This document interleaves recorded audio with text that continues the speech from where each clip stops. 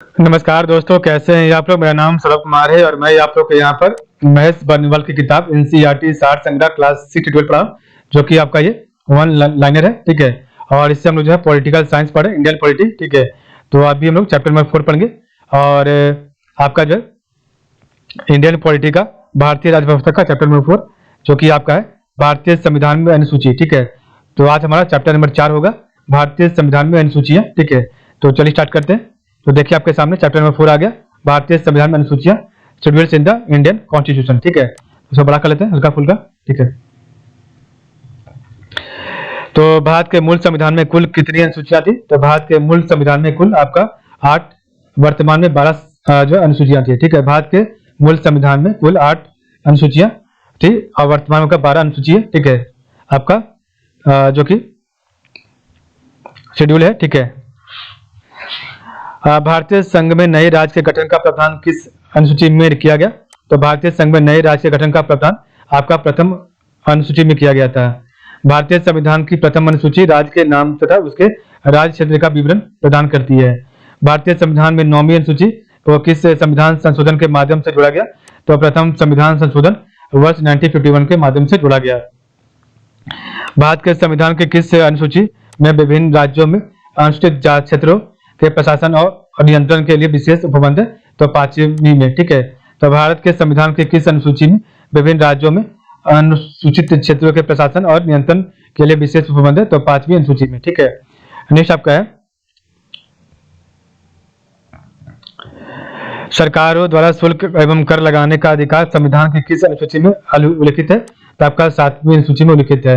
राज्य भूमि सुधार अधिनियम, तो राज्य भूमि सुधार अधिनियम को संवैधानिक सुरक्षा प्रदान करने हेतु किस अनुसूची में सम्मिलित किया गया? तो 9वीं अनुसूची में सम्मिलित किया गया। ठीक है, तो राज्य भूमि सुधार अधिनियम को संवैधानिक सुरक्षा प्रदान करने हेतु किस अनुसूची में सम्मिलित किया गया? तो 9वीं अनुसूची में सम्मिलित किया गया है। ठीक है, 10वीं अनुसूची को, तो 10वीं अनुसूची को 52वें संविधान संशोधन अधिनियम 1985 द्वारा संविधान में जोड़ा गया तथा 91वें संविधान संशोधन अधिनियम 2003 द्वारा इसमें संशोधन किया गया और इसे दल बदल विरोधी कानून एंटी डिफेक्शन लॉ भी कहा जाता है।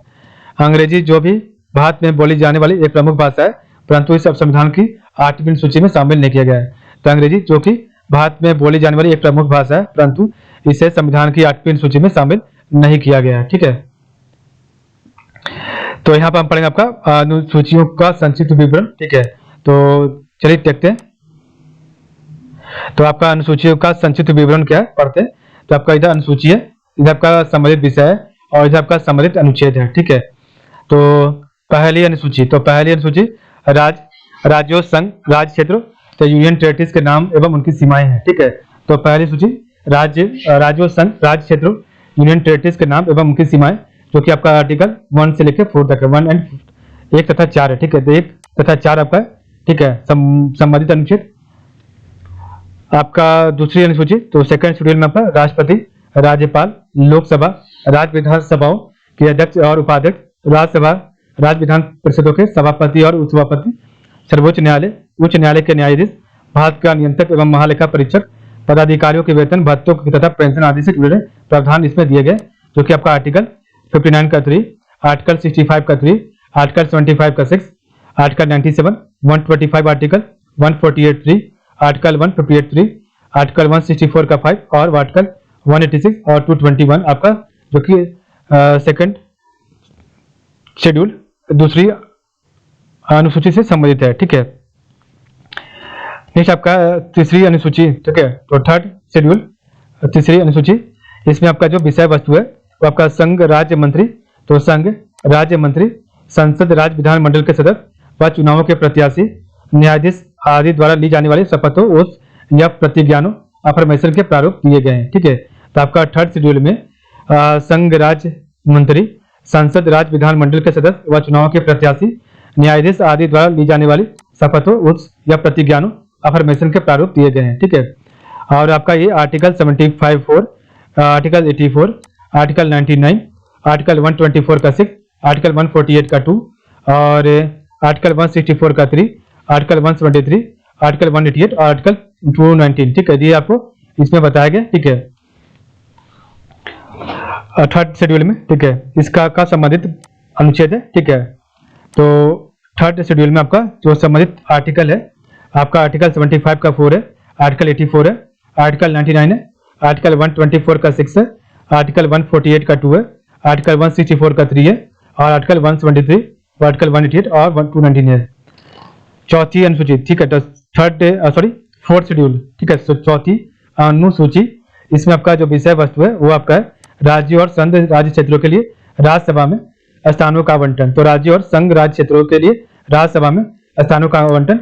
और आपका चौथी अनुसूची से संबंधित विषय, आपका जो संबंधित आर्टिकल है वो आपका आर्टिकल 4 का 1 और 80 का 2 है।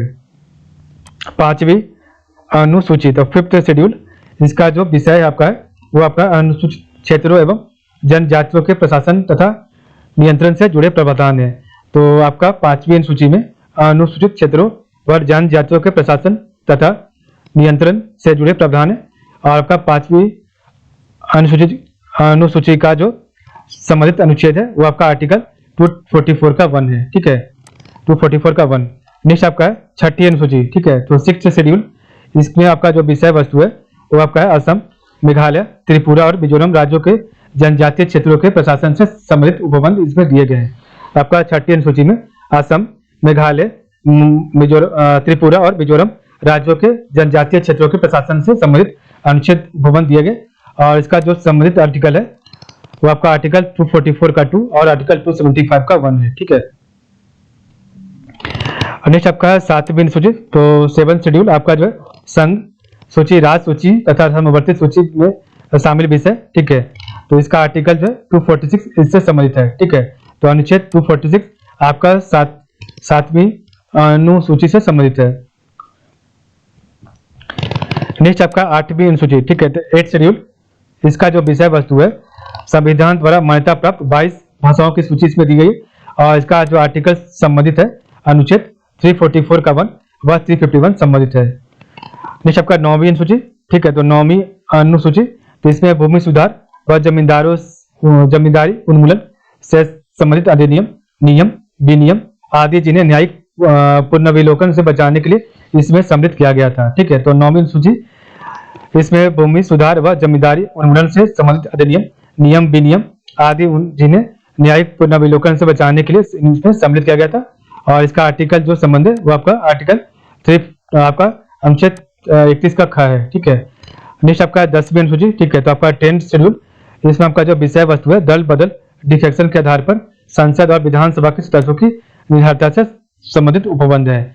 और इसका जो संबंधित आर्टिकल है आर्टिकल 102 का 2 और आर्टिकल 191 का 2 है। 11वीं अनुसूची, ठीक है। तो आपका 11th शेड्यूल, पंचायतों की शक्तियां व उत्तरदायित्व निर्धारित किए गए। तो पंचायतों की शक्तियां व उत्तरदायित्व निर्धारित किए गए और आर्टिकल 243 का 6 इसमें संबंधित है।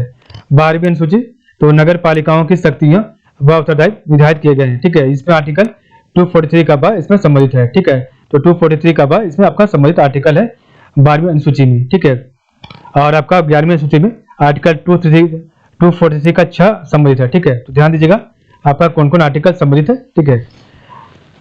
8वीं अनुसूची में सिंधी भाषा 21वें संविधान संशोधन अधिनियम 1967 द्वारा जुड़ी गई थी।